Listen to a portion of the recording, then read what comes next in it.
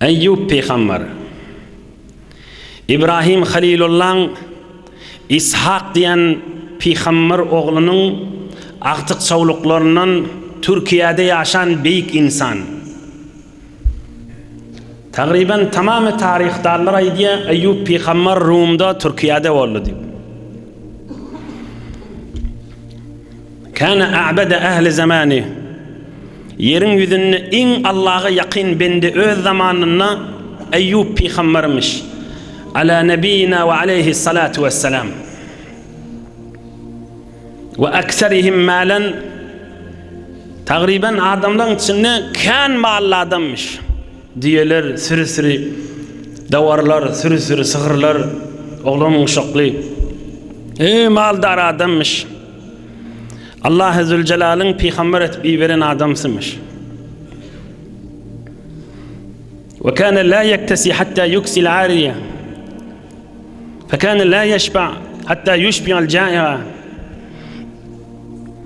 Malikanmış. Allah'ı bendelikte mekanmış.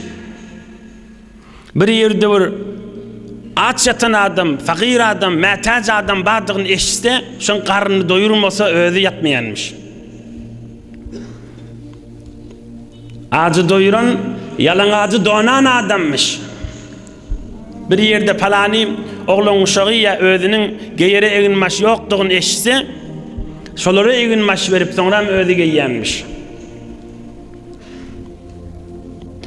Allah Zülcelal'ın iradasına Hudayın ak hikmetine Hudayın istemegine şu oluptur ki Eyyub peygambere dert yetişmeli.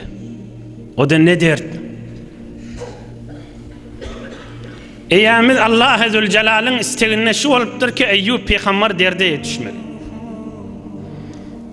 Kıynanç ve kaygılara düşmeli. Narahatçılıklara, musibetlara düşmeli. Koyullarının arasında çoban yalı olup namaz okuyup duranmış. İblis şeytan geliptir. Ey Eyyub deyiptir.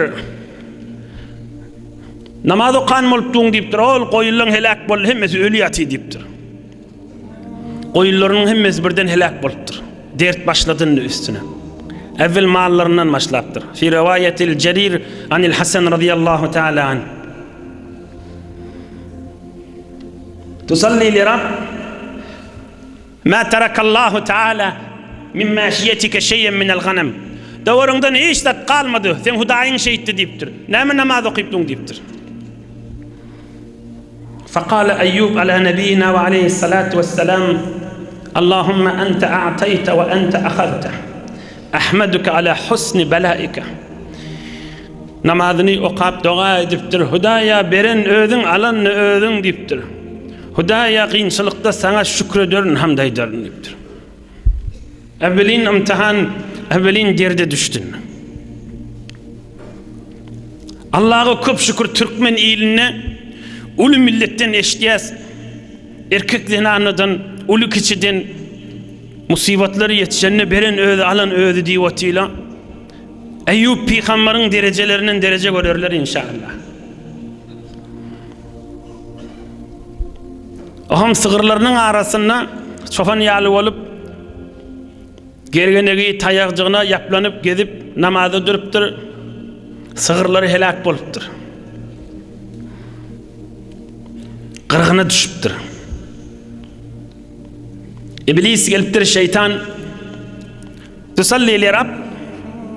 Huday diyen moluptuğun mu deyiptir. Maskar edip şun yürüğünü ağırdıp Allah'dan daşaltacak boluyada. Sen Hudayın deyiptir, sığırlarını dargattı, helak etti deyiptir. Allah'dan geliptir diyerse kıyınçılıkta ve elbette de şeyle Allah'ın hikmeti, iradesi bilen molya. Huday diyen moluptuğun deyiptir, sığırlarına meselak bollu deyiptir. Kolunu götürüp, Hudaya beren ödün, alan ödün, Ahmeduke ala husni belaike, beren derdine hamda hitiyan deyiptir. Hudaya şükür deyiptir. Türkmen yaşlı yaş kiçi hele erkekten kıyınçılıkta eşityansınız. Derdin içinde yatanlar Allah'a şükür. Hudaya şükür, Hudaya şükür. Nerede de Hudaydan ne baytiyalarda. Barakallah. İman şol. Hudaýyň ışky, Hudaýyň mehebbeti. Kıyamatda derece görjeginiň alamaty da.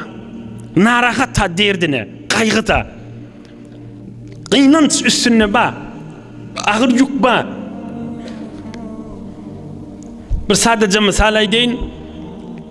Hazreti Ömer'in doğunu Zeyd diyen bir doğunu varmış da Yemame diyen yurtta şehit bolýar. Näçe ýyl geçenden soňram da aýdýanmış da. Şu Yemame tarapdan ýel ösünni doğunumyň üstünden üsüp gelýän ýanyk men gynanjy goýýar diýenmiş. Yemame diýen ýerde şehit bolup turda Zeyd diýen doğunu. Şu ýel Yemameň üstünden Yemame diýen bir yurt. Yemameň üstünden üsünni doğunumyň üstünden ýel ösýän ýanyk men ýüregimi agyrtýar, gynanjym artdyrýar da diýipdir. Bir gynanç adamyň ýüregine düşmek, adamyň sogabyny azaltýan nädir ha? Öz elinde däda. Onu gynanç derece diýerler näme? Ey Hudaýjan maňa kuwat ber diýdi, indi müň derece sança boldy da. Ýoksa Hazreti Ömer ahy bir gadar mert meýdan bolan insan. Eber gudret tarihte mert bolan adam. Onu da şey diýenmiş da. Şu Yemame tarapdan ýelesini doğunumyň üstünden üsüp gelýän ýanyk ýüregime agyrýar da diýenmiş. Ýoksa şehit bolugla. Bir derejeni azaltmaýar, Hudaýyň ýanyna günäkär bolmaýan bir ýagdaý bilen. Ýüregi agyrýar, "Can Hudaý maňa kuwat ber" diýip Allahyny zikretýär, derece galýar da. Mal gara gitti, bir diýeleri galdy. Diyelerinin aralarını ölken arrakta çoğun yal bolip namazı kaptıranmıştık, diyelerini de kırgınmıştır. Helak bolupdur. Lanetullahi aleyh, şeytan geliptir. Namazı kan moltun Hudaýyňa diýipdir, öl diyelin gitti diýipdir. Zat kalmadı diýenden diýipdir. Eyyub peygamber aýdypdir, Allahümme ente a'teyte ve ente ahazte, ahmeduke ala husni belaike. Hudaýa beren öldüň, alanny öldüň, sana şükür diýipdir. Näşükür diýipdir. Näşükürlüge demek can Hudaý elhamdülillah diýenipdir. Kıyamet gününe inne aksara ma yara'l abdu fi sahifatihi yawmal kıyameti mimma yusarru bih el-hemm vel-hazan. Rawahu İbn Abi Dunya. Kıyamet gününe adam amalını görecek de şu amallarının içinde öyle narahat bulup ey Hudaýjan näjire bolar kam diýen ýagdaýlaryny amalını görsen şu taýda şolar görende hoş bolup güljek de gaýgy barmyşdyk mazal men amallamyň içinde diýip.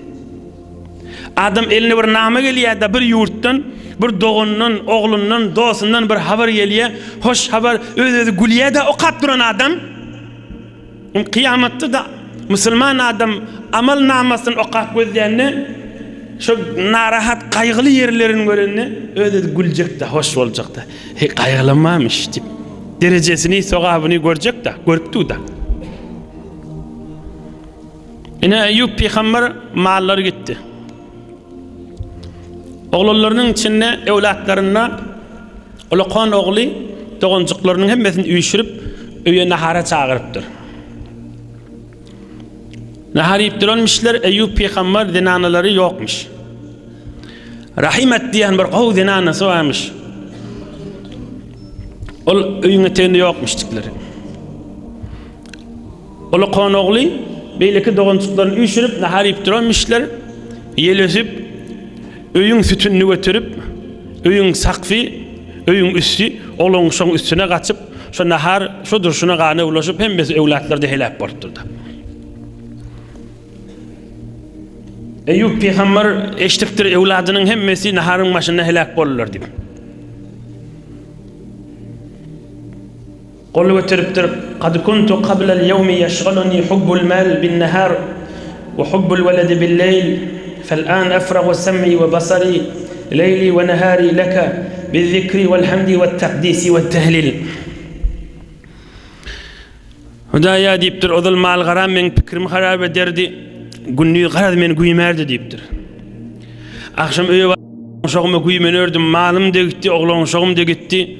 Hudaýa giyjämi, günnüdimi, gulagymy, gözümi, ýüregimi tamamen Hudaýa sen zikriňde sana subhanallah, sana elhamdülillah, Hudaýa sen hyzmatyňda goýaryn diýipdir. Ay diýipdir, mal gara oglan uşak hemmesi gitdi. Fikrim giňrak bolup ibadet ederin diýipdir. Şeytan goýundan gelmedi Allah. Yoksa Nebi Ekrem aleyhissalatu vesselam aqtyga aýyrlanyp gözünden ýaş akypdyr da. Sahabalar aýypdyr, "Sen aglaýanmy?" diýipdir. "Näme aglaman?" diýipdir. "Rahmat da" diýipdir. "Ýürek diýeniň etmeýär" diýipdir. "Ýürek şol göresi gelýär çağan" diýipdir. Peygamberimiz aleyhissalatu vesselam aýdýar, biriniň ogly gyýdy dünýeden geçdi. Ewlady da ferzendi. Allah Azze Celal feriştelere aýtjak, "Men bennämiň çağasynyň janyny aldyňyzmy Hawa? Men bennämiň ýüreginiň miwasyny ýygdyňyzmy Hawa? Onu men bennäm näme diýdi? Özüne harakat, ýöne Hudaýa şükür, aýhemmämiz Hudaýa ýurulup barmalla" diýip şona aýtýarlar diýipdir. Özüne harakat diýenim ýürek ihtiýardan gitýär da. Allah'a şükür, Hudaýa naşükürlik kepläni aklar, aýhemmämiz Hudaýa ýurulup barmalla diýip aýdýarlar. Allah Azze Celal aýtjak, şol enedäde şol adama cennetde ýürüýte bir öýtükden goýun, ona Beytül Hamd, Hudaýa şükür diýenlenki diýden goýun, kıyamatda şoňa hal hasaýlanyp girmeli adamlaryň arasynda. Ferzendini, ewladyny ellen beren eneler, dädeler, agalar. Allah Taala'nın ýanyna hiç zat boş gitýänlerdir. Eyyub peýgamberiň ene ewlatlary da gitdi. Biz özümüz bir neçe hanawadalardan, öýlerden görýäs. Ozul öýler yetimlikden ulalanha. Ýene de şolaň gapdallarynyň, ýa ýegelleriniň, ýa daýlarynyň, ýa ballalarynyň ýene yetim saklamaly bolup, ýene Hudaýa şükür diýip ýene mert bolup geçipärler da. Hudaýyň nurunyň siňen öýde şol öýle. Eyyub peýgamberi derece görjek adamlar da şolar. Eyyub peýgamberiň ennamyndan dert dörep başlapdyr. Oglan uşak gitdi, malgara gitdi. Rahimet diýen anasy barmyş. İmanly, gawa adammış. Eyyub peýgamber elhamdülillah, elhamdülillah, elhamdülillah aýdanna gapdalyna oturup elhamdülillah, elhamdülillah, elhamdülillah aýtýan anamış.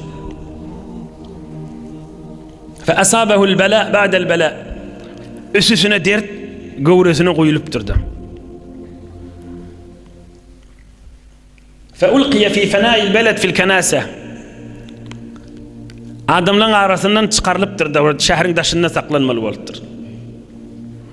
6 ýyl, 7 ýyl üstünden geçipdir. Näçe?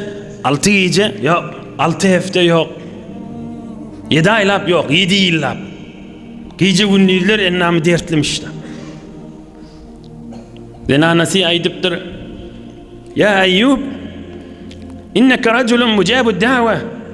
Fadullah Taala ay yeşfiyeke. Sen bir peygamber adam, kol götür Allah'dan şefaat dile diýipdir. Sen bir Hudaýyň dosty, Allah'dan dile Hudaý sana şefaat versin diýipdir. Eyyub peygamber aýdypdyr, ha ayal denana diýipdir. Wayhak kunna fi an-na'ma'i 70 sana fadaina nakuna fil bala' 7 sinina. 70 yıl bol nigmatyň içinde yaşadık. Aydan ana hay ayarlayıptır. 70 yaşaçyly 70-nji ýaşynda dert görtdir da. 70 yıllap bol nigmatyň içinde dik diýipdir. Derdiň içinde birje 7 ýyl durdyk, sabırly bolayly diýipdir. Bir duraylyň häzirçek bir gysgaça dersinden Allah'dan şefaat dilemeliler hemmemizin wezifamizdir. Ve benne sabır makamına Allah'ın buyruğu şeylemiştik da bennäge.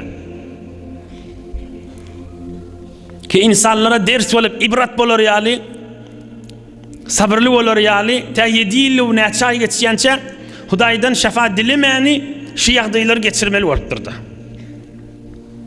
70 yıl bol nigmatda geçirdik, 7 yıl bir derdin içinde sabırlı bolayly diýipdir. Bir wagtda Hazrat Abu Darda meriz bolupdyr da, sahabalaryň biri. Hazrat Abu Darda kan eşitýänsiňiz ulamalardan bir derman sahabaň adyny. Meriz almış. Hazrat Anas Bir büyük sahaba şonu soramanı vardır. Aham necre halın deyiptir. Hazreti Ebu Derda qow deyiptir o gurrun içinde. Hazreti Ebu Derda aydıptır. Sana bana gerek ve direk gurrun. Derdin içinde yatanmış. Enes de şonu soramanı geliptir. Hazreti Enes radıyallahu anh omul sırqavlap mariz yatan Ebu Derda aydıptır. Nebi Ekrem aleyhissalatu vesselam'dan özüm eşittim deyiptir. Bırak kellağır. Ya ennamın kızmak bir tofalı da sünkağır diye. Bırak kellağır. Bir de ennamın kızmak ya sünkağırlık yalan Müslümanlarda badır deyiptir Peygamberimiz aleyhissalatu vesselam. Oğum şey zol düktörü ötüye, dermanı ötüye, her yolları ötüye, dua ettiriye, demsalliye. Oğum bağda derdi narahatçılığı. Ya berdi Farsla derdeser diye yaşayanak bir kellağır narahatçılığı vada kaptanına. Oğum İmam Azam'ın ustadlarının zamanında, İmam Azam merce taklidimiz, İmam Ebu Hanife'nin ustadlarının zamanında ulamalar aytyanmıştık. Müslüman bir gün kamil gülüp bilmez. Ertiden beri hoş getip gülüp durandır, ikinnirak bir narahatçılık tafliyandır. Bir kellağır tafliyada Müslümanı diyenmiştikler. Hay bir yerinin bir zat bir ürünün dürtiyada. Bir yerinin bir zat asıl yada. İnni Peygamberimiz aleyhissalatu vesselam'ın sözünü aydeyin. Kellağır, ennamın bedinin kızmak, sünkağır, garaz Müslümanı yalan bolyanlar deyiptir. Oham, şola adamlar dağyal günahları vardır deyiptir. Şu dünyadan ölülerini ölüyüp şu dertlerde bağda yaşayışında yuvulayıp çık akça olup dünyadan ötükütüyeler deyiptir. Yuvulayıp çık akça olup dünyadan ötükütüyeler deyiptir. Yuvulayıp çık akça olup dünyadan ötükütüyeler deyiptir. Ey cemaat, Nebi Ekrem aleyhissalatu vesselam'ın derman sözü. Muhammedur Resulullah aleyhissalatu vesselam. Ey Peygamber derdin içinde yatırın. Gülala cavan oğullar qaw dinlen. Hacı dädeler qaw jette kulak asın. Yaş oğulları değişli vurun yana. Derdin içinde yatanmış. 3 nefer çemarap Eyyub Peygamber'in yanına gelipdirler. Aham şu öz aralarında gurrun etipdirler, yaş oğlu korraklara edipdir. Laqad aznabta zanban ma aznabahu ahad. فلهذا لم يكشف الله تعالى على العذاب عنك. Eyyub Peygamber'in ol emval gitti, evlat gitti, öz bedeni dertten ol öz yerine inni bir 3 neferin içine avu kep gelip başlaptır da. Izalı kep gelip başlaptır. Bir tofar fakirler bir zinanı bir vakt ağlaptı, bağlası dünyadan geçiptir da. Oğlum biz de bana bağlası dünyadan geçen adamın derecelerinden aytıkta yankılardan ol fakir zinanı, imanlı zinanı ne diye vakt ağın canlıya. Oğlum dünyadan geçerliğini niye onu sabredecek diye. Şimdi bana Allah kuvvet beriyen yanak bulup girip ağı dilli içimden geçirip aytlayan zinanılın kefini min götürüp bilemek diye. Min ağlaptır onun bağlam gidelini Huday bana kuvvet beriye diye. Gelinni bana Allah kuvvet aytacak yanak bulup anırsın makıp behersin makıp yüreğimden geçirip içimden geçirip ağı dilli keflerini min götürüp bilemek diye. Ey Huday'a da anan yem kamşa geliyen zinanı. Sınnan Müslüman mı kamşa? Yerine teğne de girecek mi kam bir gün? Eşittin o eşittirin beylikleri. Kıyamet gününde bir tofar adamları hesap kitap bulmaka yakalından tutup boynundan tutup cehenneme oklanacaktır. Sonra çıkarılıp hesap kitap edilecek. Kimi? Bir tofar adamları. Şun bir kim? Birinin çağız dünyadan geçiptir. Ya bağlası ya bir dadı. Özü dertte ha. Anırdan gelen bir kepler ayt diye şunu önküden bitir ağırlatıp yüreğini ağırtacak bolup kef ayt diye. Şu yüreğini ağırtıp edafırak ağırlatacak bolup ayt diyen adamın kıyamet gününe hiç de hesap kitaptan önce boynundan tutup bir doğduğu oklanacak diye. Onun için bir keplere yere girecektir ha. O himmemizde girecek, o keplep duranına girecek. Hiç şaka şüphemiz yoktur bana. O Allah'a da hesap kitap vermeli. O bir tofarda gitti. Kalan açarlardan olupdur. Dağyal evliyalar geçiptir. Dağyal beyik insanlar geçiptir. Batır mertleri geçiptir. İmanına cihadına, kafirliğin önüne durmada, aksakiylikta, ay merizleri gözlemede, garip kasarı gözlemede. İnhe Eyyub peygambere inne avudil başlaptır. Näme diptirle? Eyyub peygamber eşitipdi da. Şunu deyiptir, hey vur oğrunça günah edem bolmalyş derdi düştü deyiptir da. Ah Nebiyullah Eyyub peygamber. Bir yeserin aydıp durun kefin öde be erkin. Bir zat bilen sırap. Laqad aznabta zanban ma aznabahu ahad. Ay hava da deyiptir, oğrunça hey vur günah edenler deyiptir. Hiç kim etmedi günahını etiptir da deyiptir. Ölmeyen mi deyiptir derdin içinde portayıp yatıyor deyiptir. İçinde yaş oğlanmamış. قد تركتم من القول أحسنه فهل تدرون من الرجل الذي عبتم فيه يا شجع لما هاي دلين سقلا ديبتر قو كيف يتمدن ديبتر بيدرك كيف يتن ديبتر doğru kefi içinde sakladın deyiptir. Tanıyan kiplep ayıp edip duran adamın kim dediğini deyiptir. Elem ta'lemu enne Eyyub nebiyullah Allah'ın peygamberi ha bil adam deyiptir. Dişiniz diliniz doğduğunu sakla deyiptir. Yaşadığı oğlan şey etkipleptir. Hayt saklan deyiptir.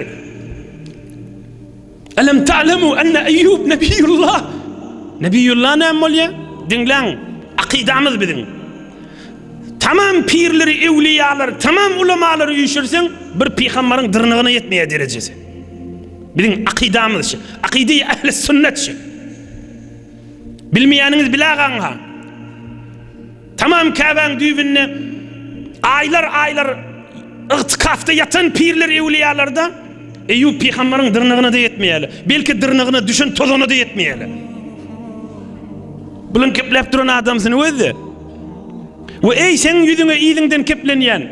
Ha, ol Allah'ın dostlarına keplentir. Kim mortur di hükmen. Ve ey yüzüne ve iyidinden keplenyen. Sen ayet içinden. Allah Azze Celal'ın dostuna keplentir men sen kim mortur di içinden. Yok yüzüne ayet. Yok taşından ayet. Ene şu direkt ayet. Biz kim mortur. Sanımız yok olun yanına.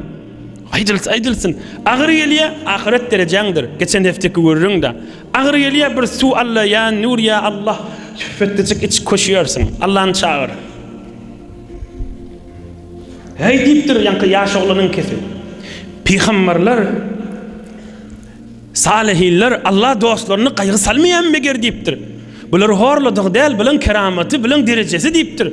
Geçen hafta geçti de in peygamberlik en dert görecek. Sonra salihin evliyalar, sonra beylik addi sade Müslümanlar, sonra fasık Müslümanlar deyip. Elem enne lillahi ta'ala ibaden yaudduna enfusahum ma'az zalimin ve innehum la ebrar. Yani yaş olan ay diye ha. Ay cay cennet firdevs olsun benden. Ol yaş olan ay deyiptir. Bilmeyeniz mi deyiptir. Hudayın bir bendeleri var. Hudayın huzurunu duranlarını Hudaya biz bir günahkar adamdır diyeler deyiptir. Ama Allah'ın yanına büyük derecedeki insanlar deyiptir. Haytay deyin. Yani kıyaş olan ay deyiptir. Haytay deyiptir. Bilmeyeniz mi deyiptir. Bir Müslümanlar var deyiptir. Namazdan son övünçe, giyce, gizbeke Hudaya biz bir günahkar bendendir diyeler. Ve innehum la ebrar. Hudayın yanına büyük derecedeki adamlar deyiptir. Öllerinin haberi yok deyiptir. ومع المقصرين وإنهم لأكياس أتقياء أيوة بديش تتبادل دمزق bir utançlı adamdır deyip canı bilen yürüğü bilen aytiyalar deyiptir. Ama dinini verin ve takva büyük adamlar şolar deyiptir. İyi. ولكنهم لا يستكثرون لله عز وجل الكثير ولا يرضون له القليل وهم خائفون وجلون. Hudayın bir bendeleri var deyiptir. Şeyli giyici unni Hudaya hizmet ettiyalar. Hudayın bendelerine hizmet ettiyalar. Yine Hudayın huzurunu dururlarına Hudaya bizi hiç edip bilmedik diyorlar deyiptir. Hudaya bizi bağışla diyorlar deyiptir. Hudaya bizi hiç etmedik yüzümüz karadır diyorlar deyiptir. Hudaya kara yüz bilen sen kafini verip dur diyorlar deyiptir. Son Hudayın huzurunu dururlarını etiyen işlerini az görüyorlar. Kendi iş etiyorlar ha yoksa deyiptir. Ama Allah Azze Celal'ın huzurunu etiyen işlerini az görüyorlar deyiptir. Bir misalın aydeyin bir derman görürün yönüne geçip gidip necire geçip gitmeli bu görürünlerden. Eştensiniz öz zamanına hemme evliyaların gerşinin üstüne ayağı duran beyik pir Hazreti Gavs-ı Azam, Hazreti Seyyid Abdülkadir Geylani Kuddise Sirruh hacı gidenine Kavan düğününe çağırlıkmıştı. Kavan düğününe çağa yüzünü sürtüp ağlap dua ediptir. Kim? Hazreti Gavs-ı Azam mehbub-i kalbim yüreğimden canım gavuryan adamımız Hazreti Seyyid Abdülkadir Geylani el-Veliyul Kebir büyük Allah'ın duası günü 50-40 görünüp durun keramatları özünden görünen büyük insan Mekke'ye gidenine Kavan düğürü o vakit çağırlıkmıştık. Çağın üstünde yüzünü sürtüp dua ediptir. Hudaya kıyamet gününe gözlü olup mahşer meydana girmeye utanyan min ne yüz bilen kova adamları göreyim, ne yüz bilen peygambere sataşayın. Hudaya gözüm olup kıyamette men tursam şu bir hayalıktan nazire gözlep öz bir hayalım gözlep durup bilerin kam. Hudaya men dadıma yetiş diyenmiş de. Ey bu gurrunları, ey bu gurrunlar cennetin akar arıklarının gurrunları düğünü. Ey bu gurrunlar insanın ruhunu arşın düğüne elkiyen gurrunları. Ey bu gurrunlar nesip olan gününün hacı dedeler, cevallar, Türkmen ilin içinde gününün insanlar Allah Zülcelal hemmeğini hakikaten de gününlerden etsin içerleriniz bilen. Senan çeşi gurrunlar nesip edip du gurrunların içi de nesip edip mahşer meydanında Allah'ın şu dostları bilen muhabbet bilen kollaşmak nesip etsin inşallah. Yani yaş oğlandan gurrun edip dudu. Hayt ne ettirdiğiniz siz deyiptir. Allah'ın bir dostları var deyiptir. Hay günahkardır diyendirler büyük makamdadırlar deyiptir. Allah'ın bir dostları vardır gece unnid Hudayın huzurunda bendelere hizmet edip biz hiç saat etmedik diye aydırlar deyiptir. Yani Gavs-ı Azam Abdülkadir Geylani'nin duası ya Allah. Kıyamette turmanı utanyan niyoti. Eyyub peygamber hoş oluptur eştenine. Kavkep pirlen aytyan kefidir. Kavkep Müslümanın kalbini şovga koyandır. فلما سمع أيوب على نبينا وعليه الصلاة والسلام كلامه قال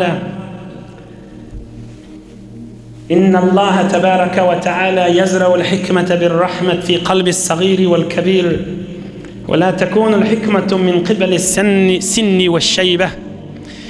Hey şey diysene deyiptir. Allah alım verende de yaş oğlunu da veriyenmiş deyiptir. Adam hemmedat yaşlılık bilen nelmiş deyiptir. Şey diysene deyiptir. Hey şey diysene Allah kalplara hikmet koysa, ılım koysa, nur koysa, rahmet bilen koysa adamın yaşına bakmayanmış diysene deyiptir. Yaş oğlunun verip duran cevabını görsene deyiptir. Yoksa o keple olun aydıp duran kefi Eyyub peygambara naydan ok bulup içinden geçiripti da. O kep ağzı da yüreğini yakıp geçiriyor da. Eyyub peygamberin yanıp duran yüreğinin üstüne soğuk soğuğu yaptır da. Ol gününün yaş oğlan. Eyyub peygamberin yüreğini yakyan kepleri aydıptır olur. Ama ol gülhalı yaş oğlan cevaplarını aydıp asmanın hangi kazanan derece kazanan yaş oğlan olaptır. Eyyub peygamber İshak peygamberin aktık çoğuluklarından yani takriben Nebi Ekrem aleyhissalatu vesselam'ın 55. arkasında adamlar veliyaha gelip Türkmen ilin içinde o yaş oğlanın gürrün aydılıvati niçe münglerçe yıldan sonra kavuluk adamın üstüne galiya diysen ay Allah'ın razıçılık için bulun zadın galiyar diysen ay Huday razı olsun deyip aydılan ve edilen işler galiyemiş diysen ay. Uşul adamlar da galiyenmiş diysen ay. Öldür gitse de gurrünleri, nurları, faydaları akıp batyanmış diysen ay. Ve beyleki sinek yanak bolup, mıdahım olup duranla ölüp gidinle de sinek ölün yanak bolup gityenmiş diysen ay. Eyyub peygamber sabır makamında mert bolup, inni yuvaşlıktan Allah Zülcelal'ın şafa yağdayına düşecek buldu. Eyyub peygamber Allah'a hamd edip, tesbih edip, zikr edip duran yağdayına iblis, şeytan heme yağdaydan çörüngüşüptir. Bir işini ne şükürlüğe Hudaý nämen beýtýäray diýdirjek bolup hiç ýerinden baryp bilmäni içi ýanyp kıýgyrypdyrdy asmana wagt. Şeytan. Tamam nökerler daşyny alypdyr, näme boldy diýipdirler. Eyyub peýgamber men bagrym ýakdy näçe derdi arsa Allaha şükür diýip otyby diýipdirler. Diýipdir şeytan. Şeytanyň tamam nökerleri işitdir, näme boldy diýipdirler. Şeýleşiň derdi artsa da Allaha şükür diýip biziň bagrymyzy ýakdy diýipdir. Yolaydyň diýipdirler, men bir ýerinden bar eýleň diýipdir. Dünya tarih sebit bolup barýar bu ýerden. Onu olar aýdypdyr. Ayna makruk? Ayna ilmuka allazi ahlakta bihi man mada? Hani sen makrlyň, hukkulyň, ýoluň kändirde diýipdir, öňkü ummatlardan azdyranyň hiç bir ýerinden baryp bilmediňmi diýipdir. Malyň üstünden, oğluň şoň üstünden, dostuň üstünden. Batala zalika kulluhu fi Eyyub ala nabiyina ve aleyhissalatu vesselam. Hemme makrlim, hemme hukkulym batıl boldy Eyyub'un üstüne yürüdük bilemek diýipdir. Her ýerinden maryan diýipdir. Eyyub peýgambere ýawayanak diýipdir. Onu olar aýdypdyr, şoň ýanyna kim bolýar diýipdirler. Zenanasy bar ýanyna diýipdirler. Hani heleýiniň üstünden barda azdyr diýipdirler. Asaptım, inni boldy diýipdir. Heleýiniň üstünden barmapdym men diýipdir. Aham şeytan Eyyub peýgamberiň zenanasy bir zat getirmäne gidenni öwünden çykyp ey Allah'ın bendesi haýgyrnak diýipdir, hay zenana diýipdir. Şeytan Eyyub peýgamberiň rahimat diýen zenanasyna hana adamyň hana äriň diýipdir. Huwa hada yahukku quruha. O derdi bilen gaşynyp duran men ärim da diýipdir. Şu kefe aýdanna şeytan ajab ýol tapdym diýipdir. Näme? Huwa hada yahukku quruhahu. Ay derdiň sinne gaşynyp batanna diýipdir, zeyrenjigini bilipdir da. Şu kefe eşitenne hem meni azdyrsaň boljak diýipdir. Zeyrendirseň boljak diýipdir. Hani siz oğlum mal garaňyz bardy. O gitti hemmes diýipdir. Hani oglaň uşak o hemmesi gitti diýipdir. Şeytan beter tamaly bolupdyr. Bolmaýar ki bijire diýipdir. Siz bir açylmaly ki bu günden diýipdir. Äriňde şu derdiň içinde mi adam ýeňde diýipdir hawa. Onna diýipdir. O ýolaýdaýyn diýipdir. Aňsatjak rahatda açylýaňyz işiňiz diýipdir. Näme etmeli diýipdir zenanasy. Onna bir bismillah diýmänjik diýipdir, bir dowaryň damagyny çalsyn diýipdir, rahatjak açylýaryň diýipdir. Ya bir içerim suwuny bismillah diýmän içsin diýipdir. Allah'ın adını tutman içsin diýipdir, bilgeçilje. Hudaýyň adyny tutmany bir lokma bir aksym nahar ýesin açylar diýipdir. Ýoksa da diýipdir, Hudaýdan başga da bir secde dasyn diýipdir. Kulala waliya diýipdir. Bir buto bir zady bir secdesinden maňraýyn ýerde goýsun diýipdir. Tüz şeytanyň halis aýtýan kefide.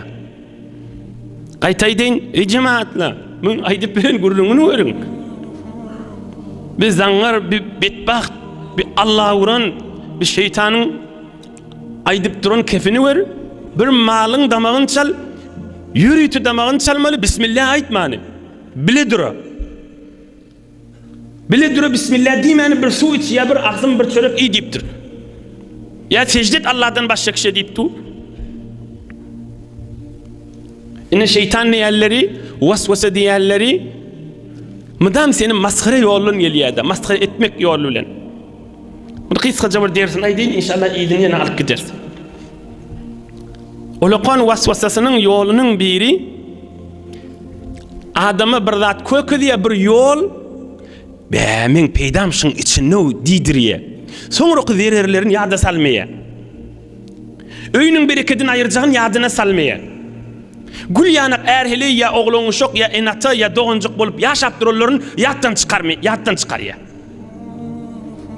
Dünýäsiniň bereketi gidip, kabrynyň nury gidip, kıyamatyň nury gidip, iki dünýäň awara boljagyny ýadyna salmaýar. Fakat şoň hakylyny bir zat ýadyna salýar, şeýtde goýberdi.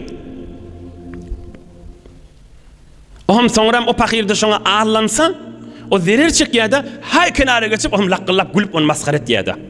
Ajab men kefime men waswasama ağlandy diýip. Niçe yaş gulyanık oğlanlar var, işleyen yerlerine şeytanın kefine ağırlanıp ağzı burnundan çıktılar. Daş yerlerde işlep verin gulala Türkmen oğlanlar. Bir bolar olmadığın kefine gidip ne kadar bereketi gitti bir tofar gullun oğlanı oğlanlar var. Necire Avreyli en atası Allah Allah dik geçen gelirler var. Şehre göçüp ya ovan içinde bir bolar olmaz bir bidirek boydoşun kefine ağırlanıp imandan çıkıp gittiler. Näme deyip sen äriň sen täwil almayan bolsa insan niyazy we mehabbet edip başlaýardy. Halis şeytan başlaýardy. Sen äriňden mehabbet görüňak insan mehabbetini niyazy waki diýip başlaýar. Sonra mehabbet görýärmi? Ey cemaat, sonra mehabbet görýärmi? Ya bir bereketçilik görýärmi? Hudaýyň huzuruny girip namaz okuymadan galýärmi? Sonra oğlun şoğunu gözünden kaçmadan mı? Sonra ulu günahlara mubtala olacağını yada salmayan mı? Sonra ölünce günahdan çıkıp bilmeyeceğini yadına salmayan mı? İşte içkin kara yere girecek ve Allah'a cevap verecek, onu yada salmayan mı? Ve kıyamet günü mahşer meydanına Nebi Ekrem aleyhissalatu vesselam ve beylik peygamberler ve hesap kitap onu yada salmayan da. Sen mehabbetini yazın mı diye. Aslında senin zindagin yok ki deyip maskara etip başlayadı. Haman ulukun hakla etip durun yalet diye. Ya sen erin şeyle diye, ya sen zenanan şeyle diye. Onun bir günah, haram zadi yadına salıp hala işlep birin hem karı olsun, hala hem sayesi olsun, hala beylik her yerden olsun. Katnaş birini olsun.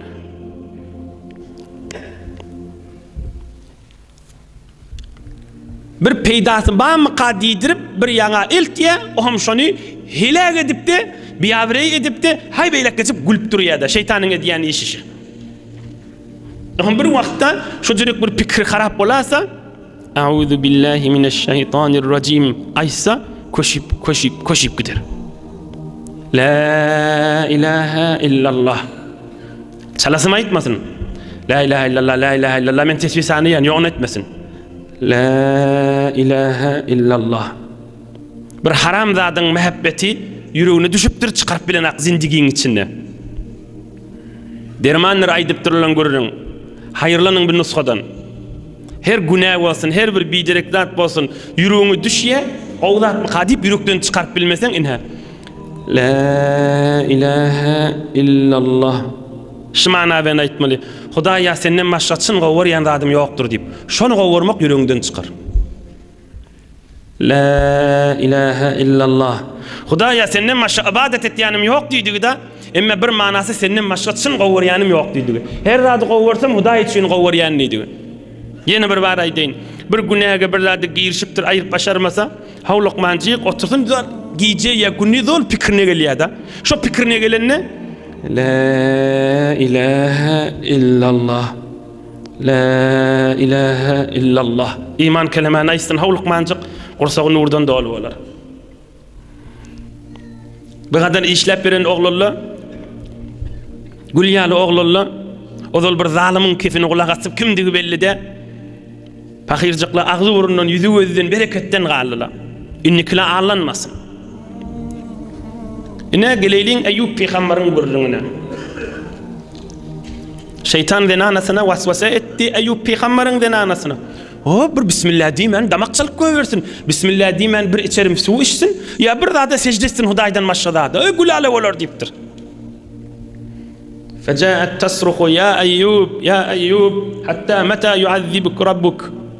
Ohum denanasy Eyyub peýgamber ozal benne derdin içinde gaşynyp bati ýortup gaýdypdyr.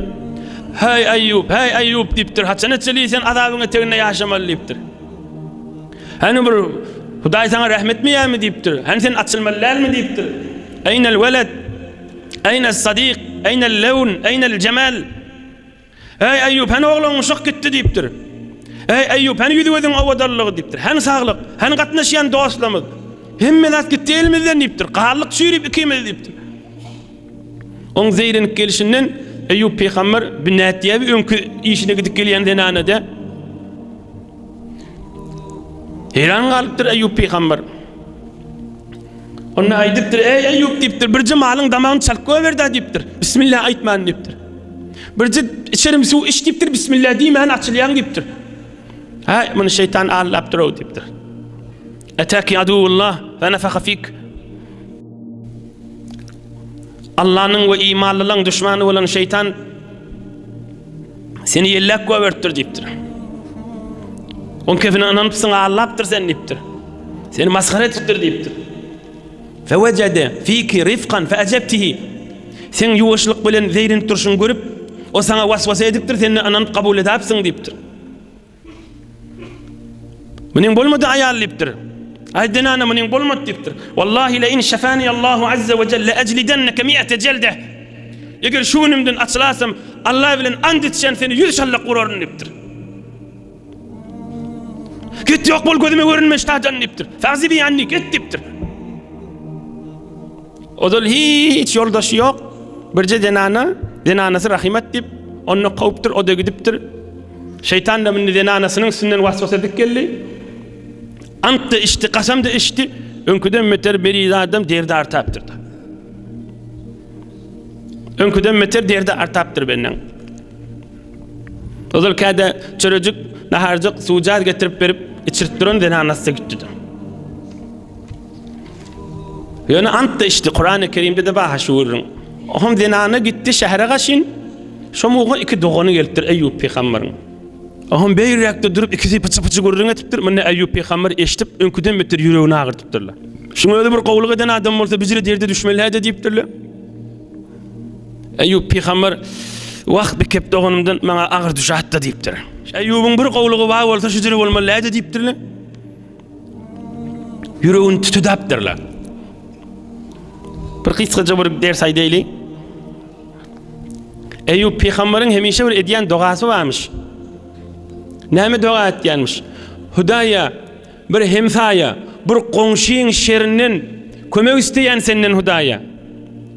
Hudaya bir qoňşymyň zererinden Hudaya senden sana sığınýan, kömek isteýän näjere qoňşy? Gözümen görüpdi, yüregde menne diýipdir. Bir gowluklar görenne aýdan ak diýipdir.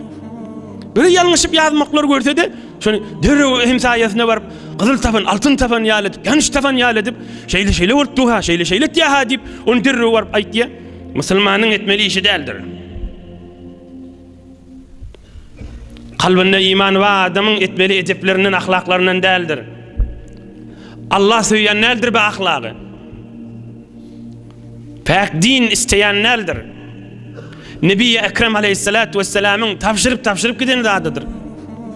Müslümana mehabbetli olmalı. Aybını örtyen olmalı. Akıl olsan, yakşı akıl olsan, avreyli kişinin yamanını örtüp yayın yakşısın diye mahtum oluysan. Allah'ın dostu mahtum oluysan. Kuddise sirru. Haklın bağ olsan, Müslüman olsan, bir kova adamın aybını örtün. Ayıpsız adam mı olacak mı? Peygamber mi meger? Her kim olsun taraf. Sofymiş, işanmış, karaçymış, karmentmiş, ahunmuş, her kim olsun, peygamber değil şol. Yamanını örtüp yayın yakşısın. O pahiri yalnışıp gurrun etip da birinin ayıbını, ay koy bu gurrun koy di, mert bol, adam bol.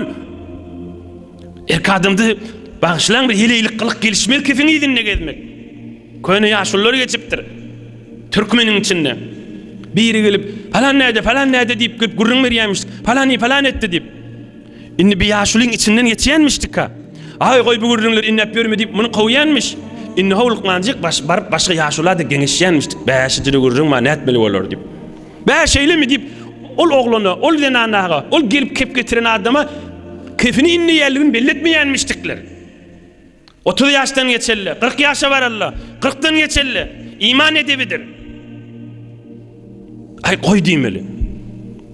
Akıl bolsaň, abreyli kişinin yamanını örtüp yayın yakşısın. Cemaat halamın biri eşitsin, hala eşitmesin. Şaytçak kefimi. Hala biri anansın, hala ananmasın. Hala kabul etsin, hala kabul etmesin. Bir şehittirip dağı, bir erkeklik bolup da, bir mert bolup da, ya jowan bolup, ya yaşulu bolup da. Ha beytmen, koy bu gurrunlar ağzaman diýse, kan oturup tesbih sanamadan 10 gün Recep ay arada tutmadan şun soğab kanna Allah'ın yanına. Kıyamet gün görürsünüz şol adamların hey derecelerinin ola kanlığını. Din ay diyemine. Allah diye buyurduğunları. Ahlakında bir Müslümanın hürmetini saklamada safı olmak. Yok, mert olmak diye adına. Safı olmak değil mi? Şayet şun yan kayıtlayan yaşullum edafe nefil tesbihleri yok bolsun, edafe nefil zikirleri yok bolsun. Şayet edafe nefil namazkan okuymayan bolsunlar. Şayet nefil arada kan tutmayan bolsunlar. Emma ol mertlikleri bilen, ol hakılları bilen, ol dinin mekan durmalı yerlerine mekan durmakları bilen Allah'ın yanında kan dereceler beyikti. Beyiklik isteyen bolsa, izzet isteyen bolsa, Allah'ın yanında sogab isteyen bolsa aydılın kefi mekan bellesin. Ha ödüm bilerim deyip gece onu arada tutyanmıştık da hamana. Bir kepçiğin mi yerde kep getirinde eline tesbih be şeyle mi deyip onu iyidarlap dursa o hiç karadır olur. Yönece bir adam diye öf işmez Hudayın yanına. Yönece bir adam ha. Allah'ın yanına öf iş vermez. Ağzı bekli olup da eline tesbih sanap da yani kefin iyidinle gezip verdi Allah söymez. Be şeyle mi deyip onu öcüktürüp, odun oklap, onun kefine kızdırıp deyip onu Hudaydan korkmalıdır. Allah Zülcelal isteyen nedir mini? Bu gurrun şundan çürüyüm aydiyen. Kadar yaplaştırıp, yepleştirip aydiyen gurrunlar der. Eyyub Peygamber'in iki doğanını özden ne mi diyoti? 70 yıl peygamberlik edip, 70 yıl yaxşılık edip, mıdam halkın karnını doyurup, yalan ağacı doğanap, acık duranın kayrını doyurup, bir iyice acık duranın karnını doyurmanı yatmandır Eyyub Peygamber. Yani bir iki nefer ne mi diyoti? Ay şuna diyor bir derek adam olmalı diyoti. Gözü kördüm odur yaxşılıklarını gören akla. Dilil almı yaxşılıklarını aydan akla. Hani sayrayan dillerimin qovluğunu aytmayalı. Hani görür gözümün qovluqlarını görmendir. Hudaydan korkmalı olur ki adamı Allah bolsa da eyemiz, malikimiz, halıkımız Allah Azze ve Celle Allah bolmaz. Geçeyliğin gururunda. Eyyub Peygamber'in zenanası gitti. Dert üstüne dert. İki doğanına gelip böyle bir kef aytti. Eyyub Peygamber'in yüreğini yakaptır bir kef. Eyyub Peygamber bir rivayette secdeye gidiptir. Tamam ahir yağdaya barğıllarını. Ennem canı dertten ne oli? Aham yalvarıptır. İlahi kad alimte ennehu lem yukhalif lisanihi kalbi. 6 tane yalvaran da adından okap verin. Ya manasına deyin. İnne Allah'dan şefaat edilecek boluyor. Bir rivayette 7 yıl, bir rivayette 8 yıl, bir rivayette 18 yıl. Her gaysi olsun. Ey Rabbim eyyem deyiptir. Şuma haleçeli yüreğim bir tüyüslü olup dilim başka tüyüslü olup nedir deyiptir. Ödün bilyan deyiptir. Yüreğim bir tüyüslü olup dilimde başka tüyüslük keplep o cüreden nedir? Münafıklıkla bidireklik, taşıcayacaklık, içime öceklik eden nedirin deyiptir. Ve lem yettebi kalbi basari. Hudaya gözüm bir daha görüp yüreğimi şoň ýerine iýeren nedirin deyiptir. Ve lem yulhini ma meleket yemini. Hudaya malum pulum kan wagt, malum pulum kantdy deyipdir. Malum mülküm beni azdyryp tozduryp, Hudaya sen ibadetinden alqalan näldir? Ve lem akul illa ve ma'i yetim. Hudaya garip gasarsız, horhomsuz, yetimsiz saçakta oturan nedirin deyipdir. Hudaya bir iyice karnım dok yatan näldirin deyipdir. Doyup yatacak da bolsam, döwrüğümde aç yatan yok değil mi deyip haberini sorap yattım deyipdir. Hudaya deyipdir, täze don giyen näldirin giyecek de bolsam, donsuz, koynöksüz, egin başsız adamları egin başyna everip ohum giydim deyipdir. Ohum secdeye gide kana. Euzu billahi mineşşeytanirracim. وأيوب إذ نادى ربه أني مسني الضر وأنت أرحم الراحمين. Secdeye gidekana Hudaya mene zerer ahirine yetti senne mehriban bana şefa ver deyiptir. Hudaya şeytan inni men namı da ahallap bana da eziyet beriye. Messeniye şeytanu binusbi ve azab bir de Suriye saat. Şeytan bana inni dürtüşüp ahirine başladı bu deyiptir. Allah Azze ve Celal emrediptir urkuzu biricilik. Hâzâ muğteselun bâridun ve şarab. Ey Eyyub yukarı kalliptir. Ayağın bilen bir dep bere diptir. Defircikdi, ayağın bir dep bere diptir. Bir pili fenyalı defiptir. Şotadan çoğuyup suw çıkıptır. Ene sawjak suwdur diptir. İçersin içinde dert kalmaz diptir. Suwa düşersin taşında gül ýaly bolar diptir. Sawjak suw çıkıptır. Eyyub peygamber Allah azze ve celal'ın adını tutup Bismillahirrahmanirrahim kana içip içinden dert gidip suwa düşüp gül ýaly awadan adam bolyp döwröni wezeptir. Hal yusgal defäň üstüne baryp oturupdyr döwröni wezep. Hanin nimin zenanasi ol qahar edip Eyyub peygamber qawdi oba gidipdi. Hem zenanasi haber yok da Eyyub peygamberden. Zenanasi ve diptir men qaytdım diptir. Kim oň naharyn berjek? Kim oň agyny bir tutup berjek? Kim suwjady bersin? Öde ýaty derdin içinde. Ve ölemese boljak diptir. Ay baraýyn ýanyna diptir. Ýortuk qaytypdyr.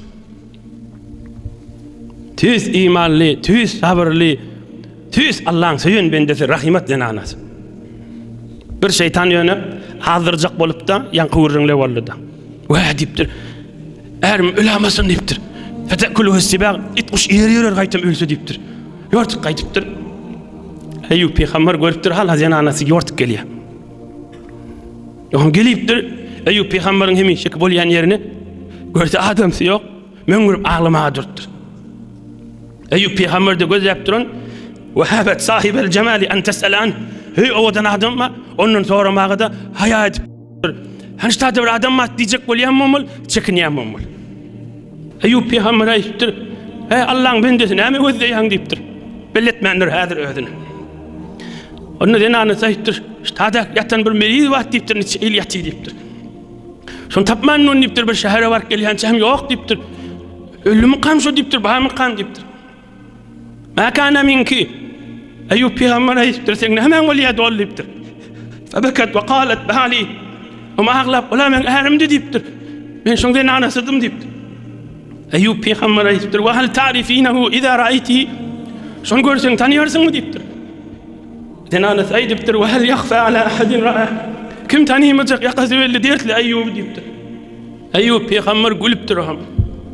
Ham denanasy aýdypdyr sen görmediňmi şol adam gülýän dipdir.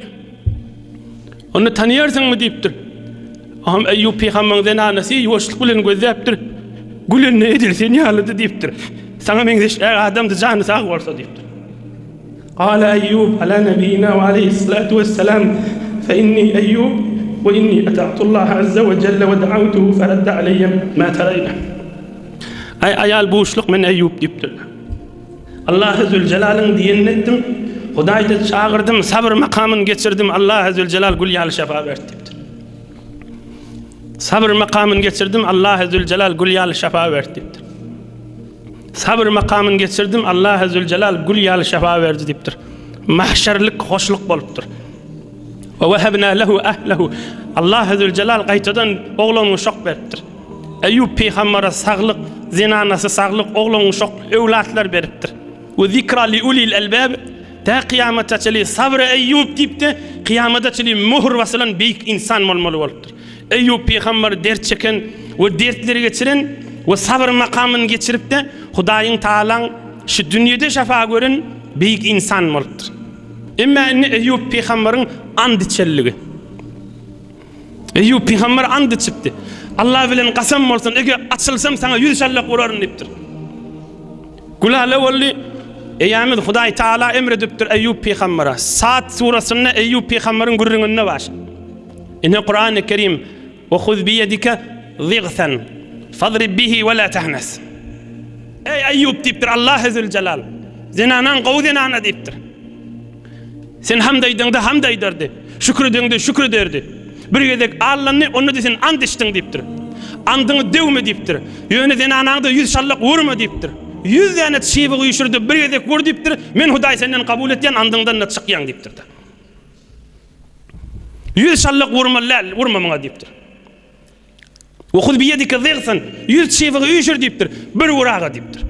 Men Hudaý kabul etýän 100 vurduň hesap etjek dipdir. Ine bir andyň azamatynyň görüňi. Andyň eteginden bir her hal çykmalygynyň görüňi. Özüňi owadarrak kökezjek bolup, dogurrak kökezjek bolup, Hudaýyň adyna tutarasy ýokdur ha jemaatlar. Men yuhadi Allah azza ve celle yahda'hu. Hudaýa alacak bolup, Hudaýa oýunajak bolup, walla billahi ay gasam içen, ay walla diýse, Hudaý gasamyň jogabyny jezasyny berer diýipdir. Biziň almaly derslemese. Eyyub peýgambera ol imanyny gayret edip andyşdy. Şeytana alınacak bolýanmy diýip şeytanyň waswasasyny mäkam kowjak bolup andyşdy. Ýene de Hudaý andyňa wefa etdi. Ýöne 100 şeýfi ýüşürdi bir wuraga diýdi.